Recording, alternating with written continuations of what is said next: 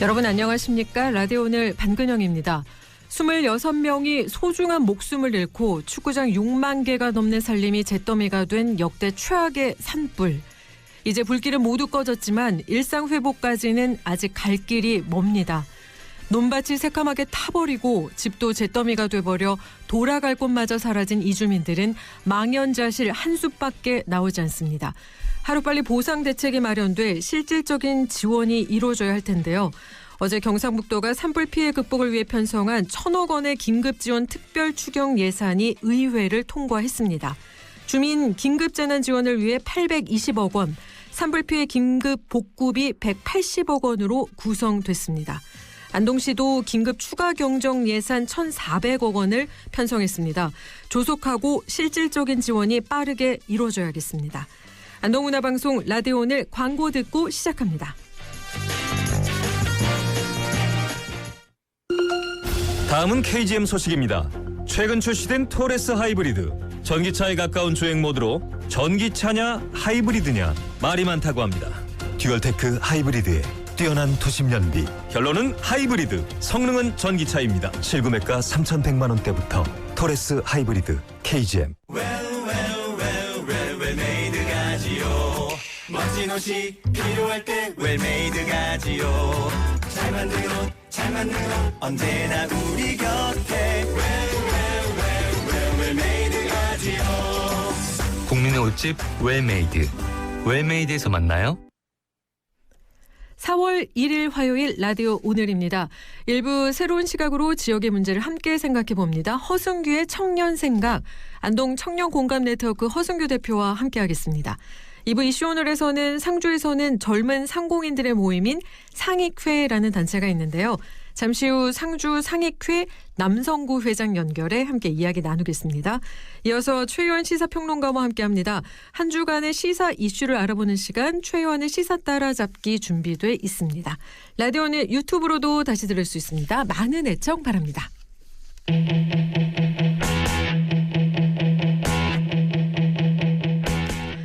청년의 눈으로 지역사회 이슈를 바라봅니다. 허승규의 청년생각, 안동 청년공감네트워크 허승규 대표와 함께하겠습니다. 안녕하십니까 대표님. 네, 반갑습니다. 올해 3월부터 대통령 탄핵과 조기 대선을 앞두고 역대 대통령 선거에서 경북 도민들의 선택을 살펴보고 있는데요. 이승만, 박정희, 노태우 거쳐서 김영삼 정권 시기까지 다루었는데 오늘은 어떤 주제를 준비해 주셨을까요? 네, 원래 지난주에 이어 97년 대선 이야기를 준비했었는데 최근 경북 북부 지역 산불 재난으로 오늘 산불 재난 이야기 말씀드리고자 합니다. 산불로 희생된 주민들의 명복을 빌면서 피해 주민들과의 만남을 토대로 오늘 방송 준비했습니다. 산불 재난 이후에 우리 허승규 대표님은 어떻게 지내고 계실까요? 네, 지난 화요일 오후에 제가 살고 있는 안동 원도심 방향으로도 불길이 오고 있어서 네. 대피령 떨어져서 저도 처음으로 피난짐을 싸기도 했었고요. 예. 이후에는 계속 지역구 순회하면서 피해 상황을 확인하고 주민들의 이야기 듣고 제가 할 수 있는 역할 찾고 실행하고 있습니다. 특히 네. 언론 대응이 많습니다. 아, 예. 전국에 있는 언론들이 연락이 많이 와서 네. 또 지역 상황을 알리고 있고요.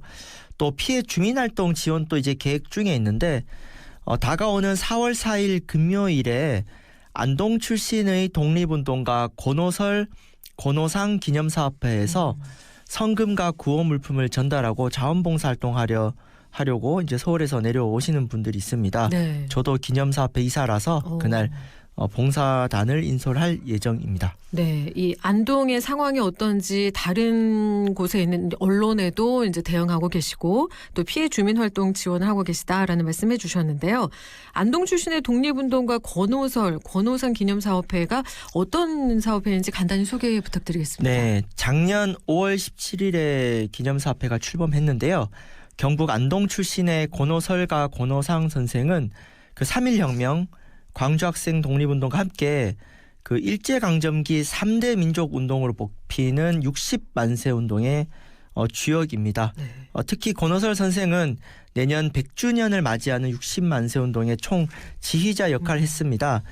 그렇지만 일제 모진 고문으로 해방을 보지 못하고 옥중에서 순국하셨어요. 그래서 비운의 혁명운동가라고 할 수 있는데 네. 특히 권오설 선생님은 지금으로부터 100년 전에 1925년에 조선에 큰 수해가 났을 때 조선 기근 구제회를 중심으로 동료들과 함께 수해 피해자 돕기에 발벗고 나섰습니다. 예. 당시의 경문 제목이 수재민가 응급대책 열렬한 동포회로 상부상조하라 였거든요. 네. 그래서 기념사업회는 그 정신을 이어 산불 피해 복구에 나섰는데 저희 사업회 말고도 이미 각계각층 시민들의 자원봉사 활동이 네. 피해 주민 지원에 큰 보탬이 되고 있고요. 자리가 없다고 합니다. 아, 봉사센터에 네. 문의해 보니까 네, 다시 한번 감사드립니다. 네, 이렇게 다양한 활동을 하면서 피해 주민들을 많이 만나셨을 텐데요. 이렇게 만나보시면서 올라온 생각들이 있으실 것 같은데 어떠신가요? 네, 우리가 코로나를 겪으면서 네. 재난은 결코 평등하지 않다는 것을 절감했죠. 네. 자가격리부터 돌봄까지 사회 경제적 위치, 그러니까 가난한 사람일수록 방역의 무게가 달라지는데요. 이번 산불 재난도 그렇습니다. 산지가 많은 지역은 대부분 농산어촌이며 네. 인구가 적고 노인 비율이 높아요. 희생된 이들도 대부분 농산어촌의 노인들이었고 네. 특히 우리 어르신들 혼자서 신속하게 대피할 수 없는 분들이 많아서 재난에 가장 취약한 이들이 사회적 약자라는 것을 다시 확인할 수 있었습니다. 네, 이번 산불 정말 고령자 피해가 컸는데요. 재난 상황에서 이 고령자 등 교통 약자가 취약한 상황임이 분명히 드러났습니다. 네, 그렇죠. 특히 제가 살고 있는 강남동 아파트에서 대피령이 떨어졌어요. 그때 네. 막 정전이 되니까 네. 엘리베이터 사용을 하지 말라고 방송이 나왔는데 그렇죠.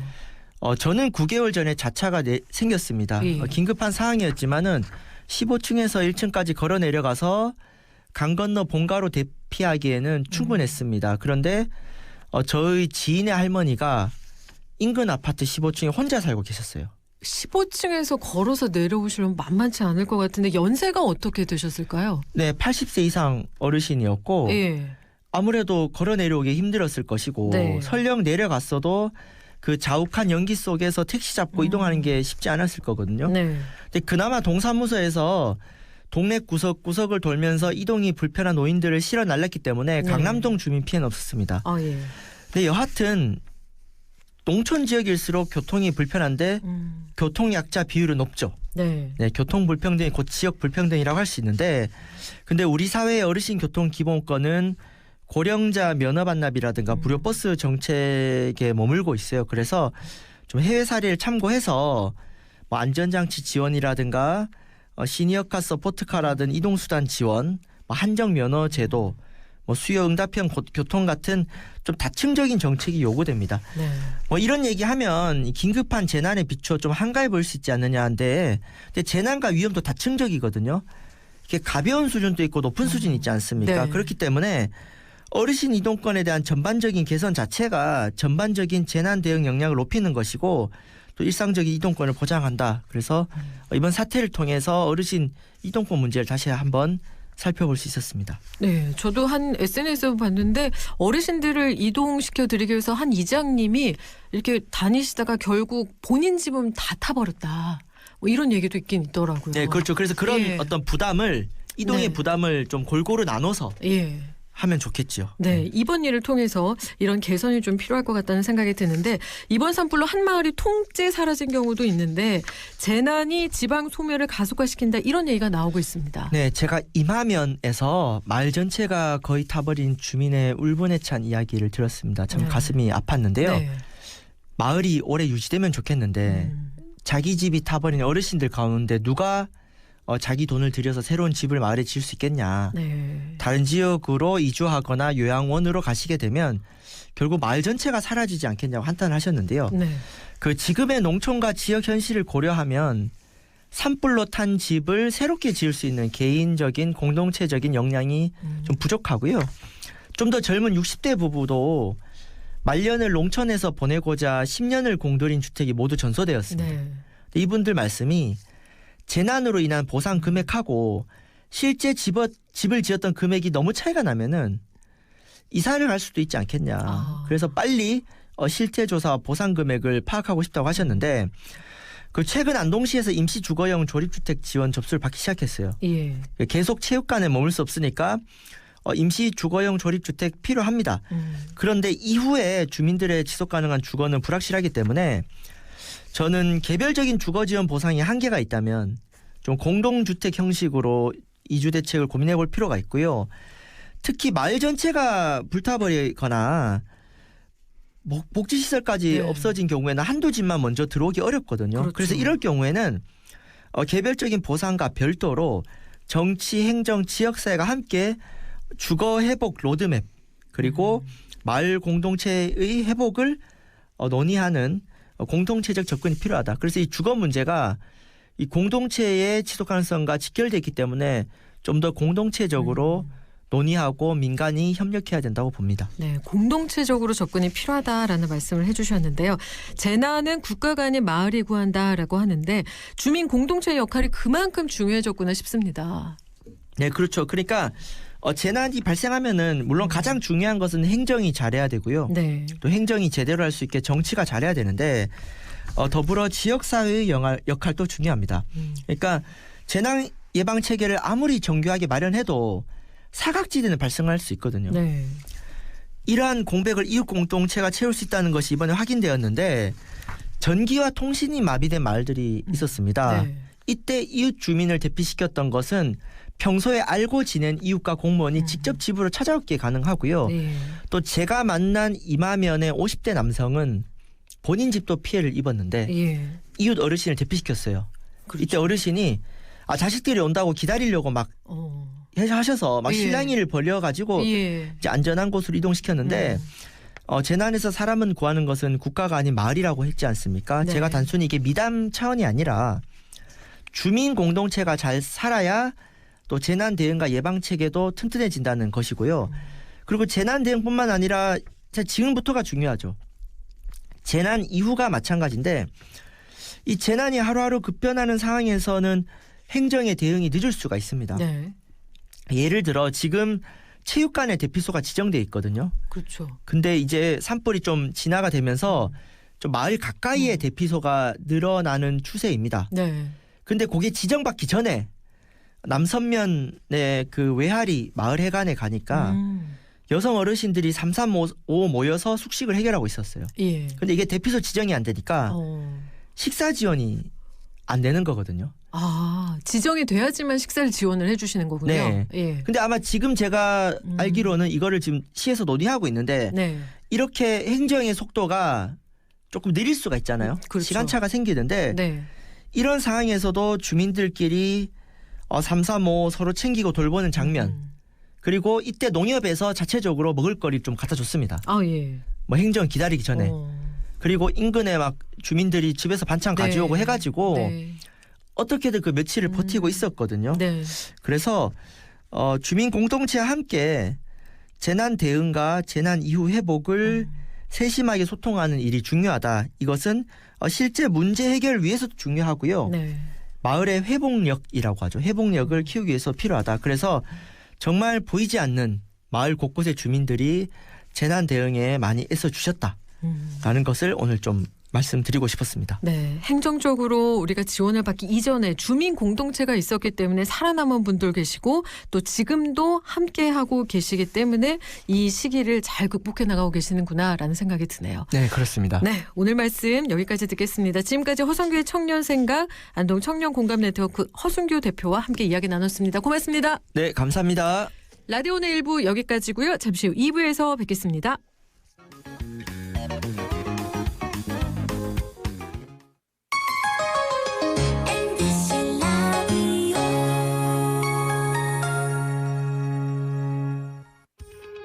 오늘도 안전하게 음주운전 예방수칙 알려드립니다. 첫 번째, 술자리가 예정된 경우 미리 귀가 방법을 정하고 차는 가져가지 않는 것이 안전합니다. 두 번째, 음주 후 자전거나 전동 킥보드를 이용하는 것도 음주운전 처벌 대상에 포함됩니다. 세 번째, 과음을 한 다음 날에는 대중교통을 이용해 주세요. 숙취 음주운전 역시 처벌 대상입니다. 네 번째, 음주운전을 방조하는 경우에도 3년 이하의 징역형 또는 1,000만 원 이하의 벌금형에 처해질 수 있습니다. 적극적으로 말려주세요. 위험한 음주운전 미리 예방하여 소중한 생명을 지켜주세요.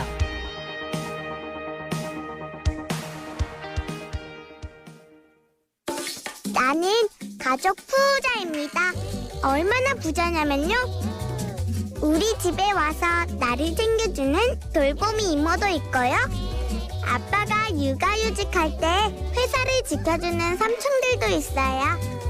때마다 예방주사 놔주는 간호사 오빠. 첫 만남 이용권으로 내 동생도 챙겨주는 공무원 언니까지. 우리 가족 진짜 많죠?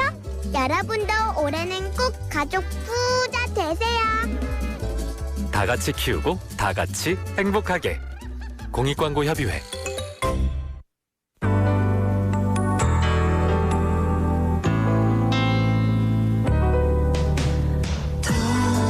어렵던 날도 많았죠. 우리 함께 한다면 따스함을 느껴요. 사랑이 있어요. 소중한 꿈을 이뤄봐요. 우리 함께 여기 있으니 감동과 사랑 있는 MBC 라디오 문화방송 100.1 MBC 라디오.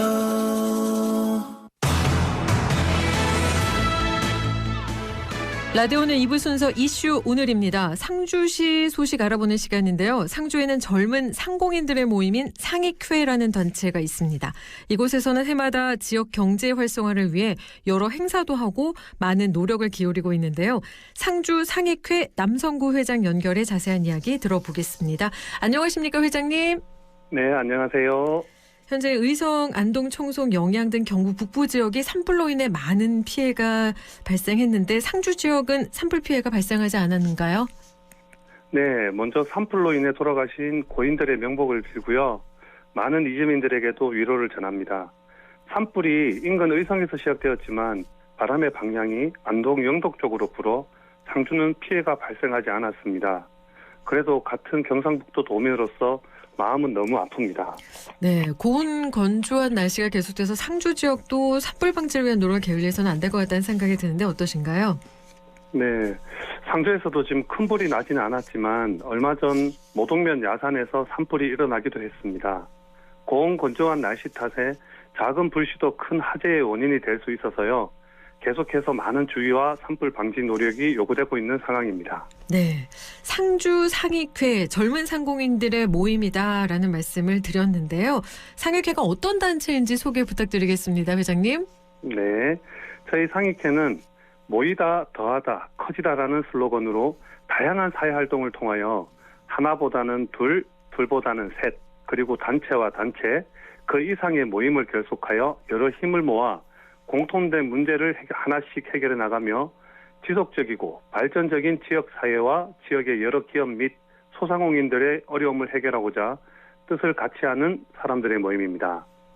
상주 발전을 도모하며 비전을 만들어 제시하고 그로 인해 상주 시민도 잘 살 수 있도록 현 지역민의 고충을 해결하는 데 앞장서며 현재 여러 어려움에 빠진 지역의 경기를 지속적으로 발전 및 번영시키고자 하는 목적을 가진 65개사의 회원사를 가진 자생경제단체입니다. 네, 상익회 65개사의 회원사를 가진 자생경제단체다라고 말씀해 주셨는데 네. 지역 기업과 소상공인들의 모임이구나 싶은데요. 요즘 사실 경기가 좋지 않아서 우리 지역 소상공인분들께서 어려움을 호소하는 경우가 많은데 상주 지역은 어떤가요?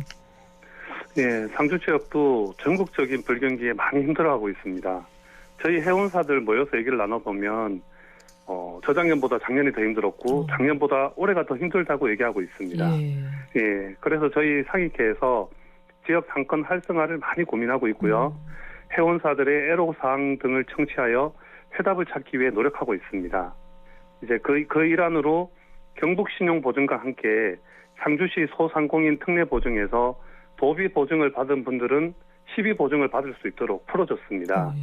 예, 그래서 어려운 경기에 우리 상공인들과 소상공인들의 사업 자금에 조금이라도 숨통이 트였으면 하는 바람입니다. 네, 이렇게 사업 자금이 또 도움이 되는 이 상육회에서는 지역 경제 활성화를 위해서 많은 노력을 또 기울이고 계신데요. 올해는 어떤 계획을 갖고 계실까요? 예, 저희 지금 상익회는 3년 동안 이제 관광도 경제다, 스포츠도 경제다라는 구호 아래 2025 벚꽃으로 물든 상상주도 비박 페스티벌과 상익회장배 전국 동호인 축구대회 개최 등 전국에서 상주를 많이 찾아올 수 있도록 계획을 가지고 있습니다. 하지만 아쉽게도 이번 비박 페스티벌은 지난 주말에 개최가 되었어야 하지만 경상북도의 큰 산불로 인하여 연기하기로 결정했습니다.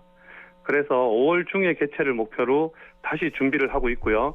상익회장배 전국 동호인 축구대회는 4월 말 개최를 목표로 상주시 축구협회와 긴밀하게 협조하고 있습니다.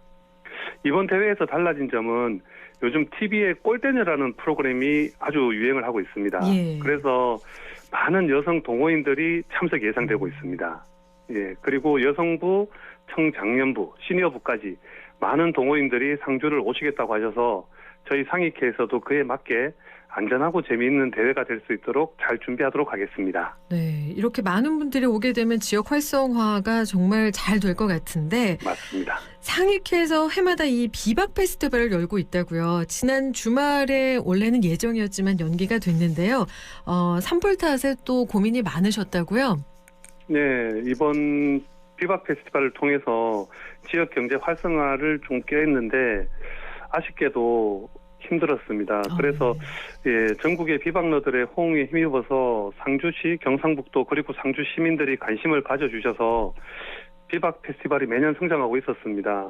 하지만 주관단체 회장으로서 우리 지역에서 우리 인근 지역에서 인명도 사고 나고 무슨 불도 나고 해서 많은 고민이 있었습니다. 그래서 안타깝지만 저희는 이번에 연기를 결정하고 네. 예, 토요일에 저희 회원들이 다 모여서 이제 준비를 모두 마쳤었거든요. 네네. 예, 그렇지만 또 아쉽지만 지역에 또 힘드신 분들을 위해서 저희는 그걸 다 철수하고 지금 했던 것들을 다시 한 번 더 할 수 있도록 그렇게 준비를 또 하도록 하겠습니다. 네, 모이다 더하다 커지다라는 슬로건에 맞게 이렇게 함께하는 상익회구나라는 생각이 드는데요. 맞습니다. 산불 탓에 연기는 했지만요. 지난 행사 때 이 비박 페스티벌 참가자들의 호응이 아주 상당했다고요. 예, 2024년 벚꽃으로 물든 상상주도 전국 페스티벌에 많은 분들이 관심을 가져주셨고요. 저희는 1,200여 팀이 접수를 해서 그중 250팀을 선정하여 북천에서 개최하였습니다. 푸드부스와 유명 밴드 공연 그리고 레이저 불꽃쇼 등 다채롭게 세팅하여 오신 분들이 모두가 해자스럽다, 뭐 정말 멋진 비박이었다 등 많은 칭찬이 있었습니다. 그리고 마지막 가수 공연 때는 돗자리에서 일어나셔서 다 함께 뛰는 모습에 이런 상주 같은 작은 도시에서도 이런 문화를 즐길 수 있구나 하는 생각도 가졌습니다. 예, 그리고 상주 북천변을 비박 텐트가 꽉 채워져 있는 장관인 모습을 보면서 밤이 되면은 또 불이 켜지면 이제 태풍이라는 게 있습니다. 텐트 풍경. 예, 그걸 보면서 아름답다. 예, 그렇게 생각을 하고 또 비박을 하시는 분들이 즐기고 쉬러 오시는 분들이 많거든요. 네. 예, 그분들은 어떤 프로그램을 진행하든 적극 참여해 주시고 웃어주시고 예, 그리고 올해는 저희가 1,500여 팀 접수하여 300팀을 선정하였습니다. 네. 그래서 작년보다 더 알차고 더 성대한 비박이 되도록 준비를 하고 있고요. 추후 날짜가 공지되면 상주로 많이 놀러 오시면 좋겠습니다. 네, 이렇게 반응이 좋은 행사이기 때문에 연기하려고 이렇게 마음 먹으셨을 때 정말 많이 아쉬웠을 텐데 그 와중에 또 이렇게 산불 피해자분들을 위해서 온기 나눔도 하셨다는 소식을 제가 들었거든요. 네, 지금 예. 산불을 끄고 있는 분들이 식사도 제대로 못 하시고 힘들다는 소리를 듣고 저희가 또 이렇게 저희가 직접 가지는 못했지만 자원봉사센터를 통해서 저희가 후원금을 지원해서 그분들에게 간식이라도 지원할 수 있도록 또 그렇게 했습니다. 네, 역시 함께하는 상주 상익회인데요. 우리 상주 상익회의 장기적인 계획이나 목표가 있다면 말씀해 주실 수 있을까요? 네, 저희 상익회는 지역 경제 활성화의 목표를 둔 청년 CEO 단체입니다. 저희 회원들의 바람은 딱 하나인 것 같습니다. 지금 우리가 살아가는 이 지역에서 많은 상공인, 소상공인들이 편안하고 여유롭게 사업을 영위하고 앞으로는 우리 아이들이 살아갈 수 있는 환경을 만들어서 서울이나 뭐 대도시로 빠져나가지 않고 상주를 지키면서 결혼하고 아이도 낳고 잘 살 수 있는 상주를 만드는 것이 저희의 목표입니다. 저희는 하나의 아이템을 계속 가져가기보다는 프로젝트성으로 상익회가 만들어 놓으면 다른 단체가 연계해서 그 단체들이 이어가고 저희는 다른 프로젝트를 개발하여 상주 경제 활성화의 마중물이 될 수 있도록 계속 노력하도록 하겠습니다. 이상입니다. 네, 마중물이 되도록 상주 경제 활성화에 이 마중물이 되도록 노력하겠다라는 말씀해 주셨는데 오늘 말씀은 여기까지 함께하겠습니다. 지금까지 상주 상익회 남성구 회장과 함께 이야기 나눴습니다. 회장님 오늘 말씀 고맙습니다. 예, 감사합니다. 라디오 오늘에서는 청취자 여러분의 참여를 기다리고 있습니다. 우리 지역에서 발생한 사건 사고 소식이나 함께 토론하고 싶은 내용을 안동 MBC 홈페이지 라디오 오늘 게시판에 올려주시기 바랍니다. 전화와 문자 참여도 하실 수 있습니다. 전화는 851국에 7191번, 문자는 샵 0913번으로 보내주시면 됩니다. 문자는 단문 50원, 장문 100원의 정보 이용료가 있습니다. 여러분의 많은 참여 바랍니다.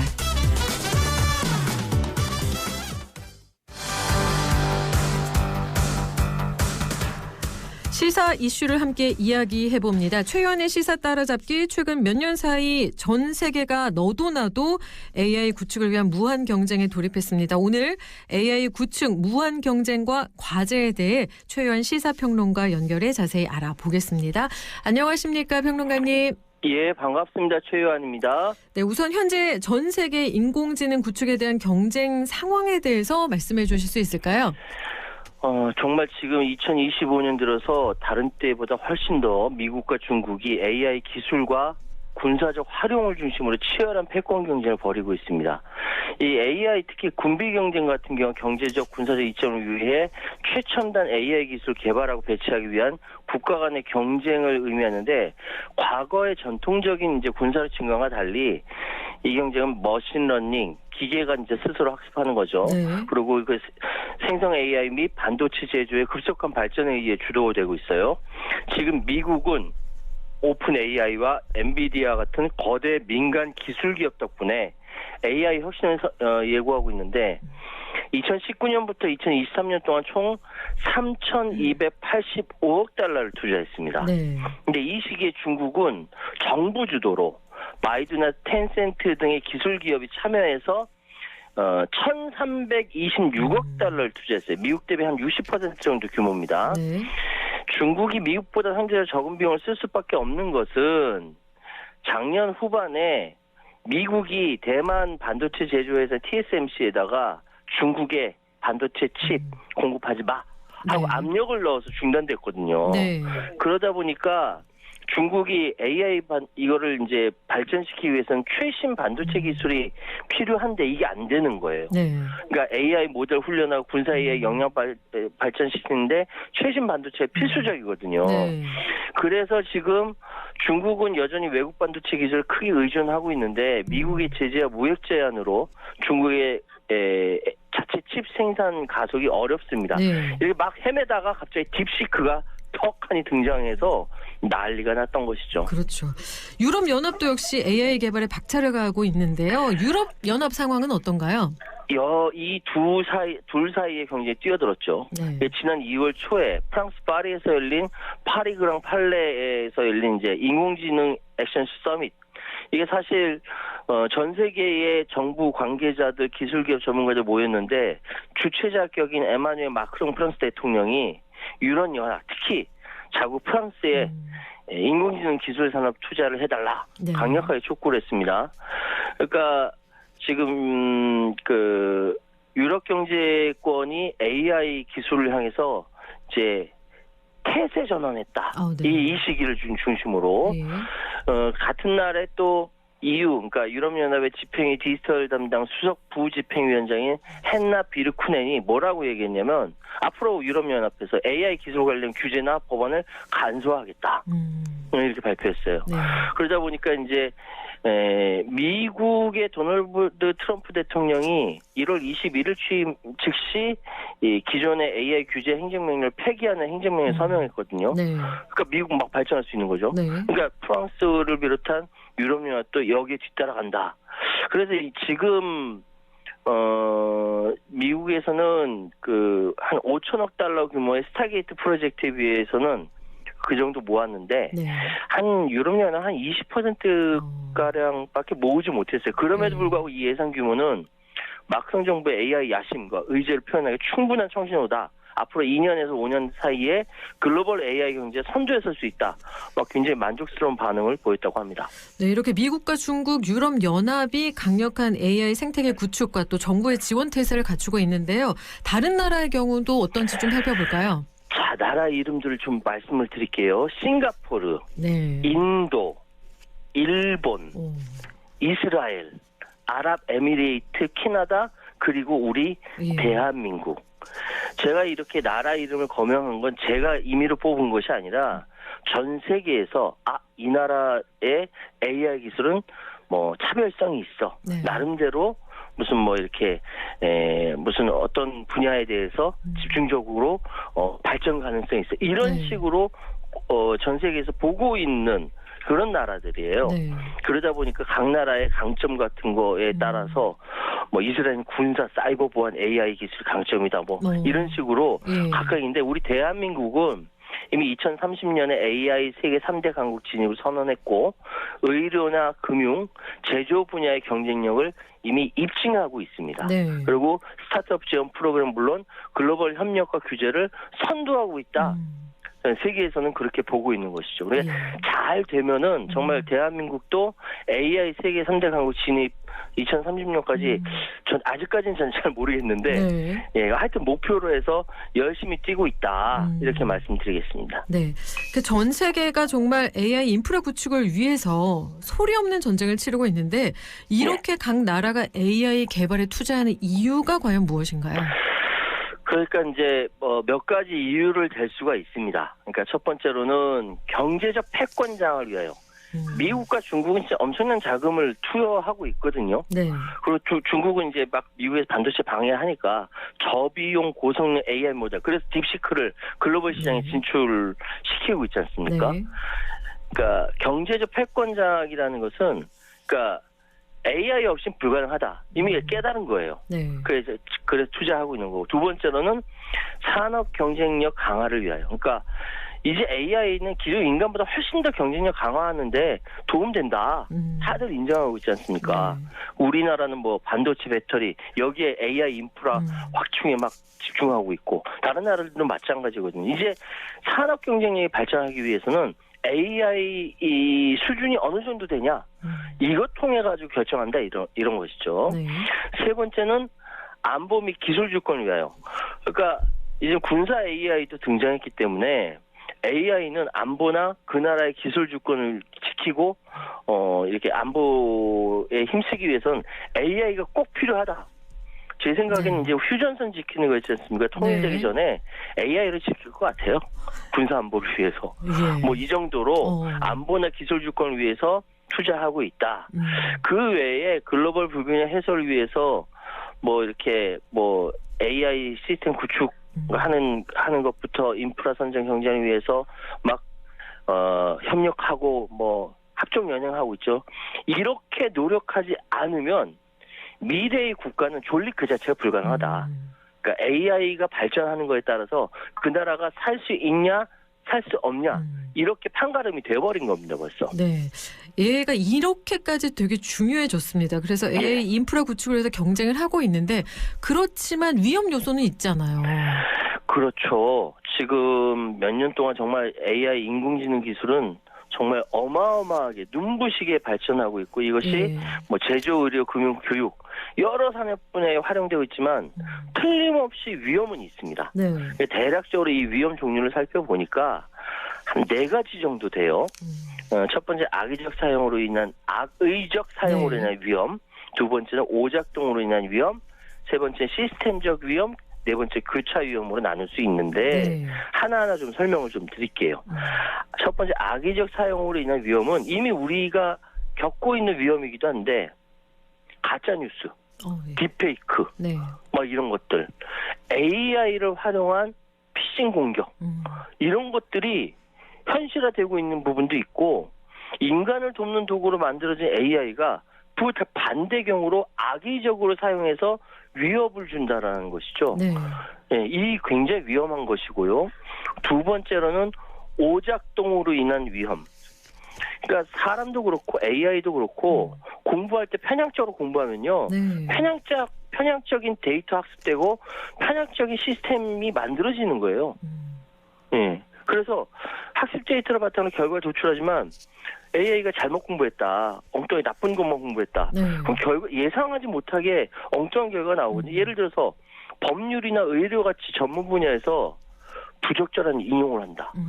잘못된 조언을 한다. 한순간에 어마어마한 피해를 입힐 수 있는 거죠. 그렇죠. 이게 오작동으로 인한 위험이 있을 수 있다라는 겁니다. 그러니까 데이터를 입력하면 입력값에 따라서 이게 답변이 달라지기 때문에 이 예. 오작동도 정말 무서운 것 같더라고요. 예. 이렇게 악의적 사용으로 인한 위험, 오작동으로 인한 위험, 시스템적 위험, 교차적 위험 이렇게 얘기를 나눠봤고요. 그렇다면 시스템적 위험과 교차적 위험에 대해서 좀 더 자세하게 살펴보면 어떤 것들이 있을까요? 제 앞에 있는 두 가지보다 뒤에 있는 시스템적 위험과 교차 위험이 훨씬 더 위험하다 말씀드릴 수 있어요. 시스템적 위험은 간단하게 AI를 사용하다 보니까 그 국가, 그 사회 시스템이 위험해지는 거예요. 예를 들어서 AI 기술이 인간의 일자리를 대체합니다. 네. 아나운서나 진행자 자리가 없어질 수 있어요. 그렇죠. 예, 평론가도 없어질 수 있어요. 예. 더군다나 이제 단순 반복 작업하는 자동화할 수 있는 능력을 AI를 따라갈 수가 없거든요, 네. 인간이. 그러면 이거는 실업률 상승, 장기적으로 소득 불평등 확대 같은 사회 문제를 야기하게 되지 않습니까? 네. 비단 노동시장에만 국한된 것이 아니라 이게 더 확대되면 국가 간의 불평등, AI 개발 잘한 나라는 엄청나게 잘 살고 개발 못한 나라는 확 떨어지는 거예요. 네. 이런 시스템적, 국가 사회, 국제사회에서의 시스템적 위험이 도래할 수 있는 겁니다. 이거 개발할 때 에너지 소모량 급증하죠. 당연히 탄소 배출량이 늘어나죠. 그럼 네. 어디가 위험합니까? 환경적 위험도 늘어나는 겁니다. AI 개발에 따른 시스템 위험도 굉장히 중요하고 또 한 가지 제가 가장 위험하다고 생각하는 것이 바로 교차 위험입니다. 교차. 네. 그러니까 앞에 말씀드린 오작동이라든지 잘못 공부해가지고 편향적인 시스템으로 AI가 움직인다. 이거 야 공부 다시 해. 니 자식이 말이야 하면서 할 수 있는데 이런 기술적인 이런 것들은 바꿀 수 있는데 이것이 만약에 잘못해서 사회적 요인과 결합해서 복합적인 위험으로 등장한다. 예를 들어서요. 네. 군사적 의사결정을 AI가 잘못 판단한다. 예측할 수 없는 전술을 선택한다. 네. 위험하지 않은데 이거 되게 위험해요 하고 자기가 핵단추 눌러버린다. 예. 난리 나는 거죠. 일반적인 기술적인 이 위험에다가 사회적인 통제, 사회적 요인이 결합하게 된다. 네. AI 이건 또 시스템의 자율성과 통제 문제가 깊이 관련돼 있거든요. 네. 이건 제어 못하는 거예요. 우리가 마치 영화에서 뭐 터미네이터에서 기계가 갑자기 인간을 공격한다 뭐 이런 식의 국방이나 공공정책의 중요한 결정에서 잘못 결정한다? 이거 예측 불가능한 결과가 나올 수 있는 겁니다. 그래서 이 AI에 있어서의 교차 위험, 일반 기술적 위험에다가 사회적 요인이 결합돼가지고 엄청나게 이상한 결과가 나온다? 그럼 그 자체 AI 자체 모델도 붕괴 현상으로 일어나는 것이죠. 그래서 이 부분이 굉장히 걱정되는 부분이다. 이 부분 극복하지 않으면 자칫 영화에서나 보는 터미네이터가 진짜 등장해서 인간을 공격할 수 있는 뭐 윤리 현장도 있지만 이렇게 되는 거 아니냐. 뭐 이런 생각도 들고 있습니다. 그럼에도 불구하고 세계 각 나라가 AI 구축 경쟁에 대해서 이렇게 지금 뭐 피터지게 지금 어떻게 보면 피터지게 것 같아요. 맞아요. 네, 예. 그렇게 지금 하고 있는데 인공지능 이 AI 시대에 돌입한 상황에서 그렇다면 무엇이 가장 중요할까요? 참 이거 말씀드리기가 좀 뭐랄까 조심스러운 것이 현재 미래 국가가 존립하기 위해서는 AI 기술이 발전이 돼야 돼요. 근데 AI 기술 발전을 위해서 서로 경쟁하다 보면은 경쟁은 꼭 필요한 요소죠. 네. 건강한 경쟁을 통해서 발전을 이루고 이 발전 결국 인간 생활에 이로움을 줄 수 있는 또 다른 토양을 마련할 수 있지 않습니까? 네. 그런데 이 경쟁이 무원칙적으로 또 다른 경쟁을 낳고 이 경쟁이 결국 파멸적 결과를 가져온다. 그게 무슨 의미가 있습니까? 예전에 우리 냉전 시기에 기술 발전은 뭘로 힘썼습니까? 핵무기 만드는 데 힘썼잖아요. 그거 가지고 경쟁하다가 지구가 쪼개져 버리면 돌이킬 수 없는 결과를 만든다. 그게 의미가 없지 않습니까? 똑같아요. AI도 마찬가지로 구축 경쟁도 지금도 똑같아요. 더군다나 패권 경쟁하고 있는 미국과 중국이 군사적인 무기 만드는데 막 쓰고 있으니까 걱정이 안 될 수 없는 것이죠. 네. 그래서 말씀드린다고 하자면 AI의 지금 제가 방금 말씀드린 여러 가지 위험 요소를 연구하고 안정성 평가와 기준을 마련하는 것이 무엇보다도 중요합니다. 네. 이거는 어느 한 나라에서만 해야 될 것이 아니라 AI를 연구하고 이거 기술 발전을 하고 해야 하는 모든 나라가 같이 협력해서 고민해야 할 부분이거든요. 그렇죠. 다행히도 이 미국이나 유럽이나 우리나라 대한민국까지 포함해서요. 많은 나라들에서 이렇게 이러한 AI 위험에 대해서 인지하고 있습니다. 네. 그래서 AI 위험 관리 프레임워크 만들고 서로 AI 안전 정책 마련하고 있고 이걸 가지고 또 서로 교류하면서 좀 더 나은 위험 대응 방안을 제시는 하고 있습니다. 근데 이 경쟁이 격화되면 또 이것도 안 하거든요. 네. 그런데 이러한 노력은 앞으로 더욱더 고도화시켜야 합니다.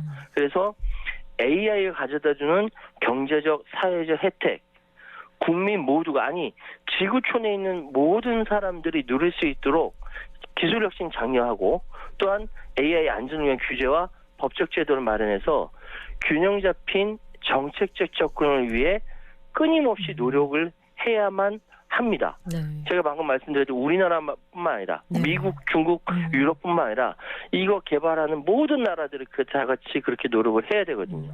그래서 AI 기술은 인류의 삶을 크게 바꿀 수 있는 잠재력을 지니고 있지만 이 이면에 있는 위험을 간과해서는 안 되고 아마 간과할 수도 없을 거예요.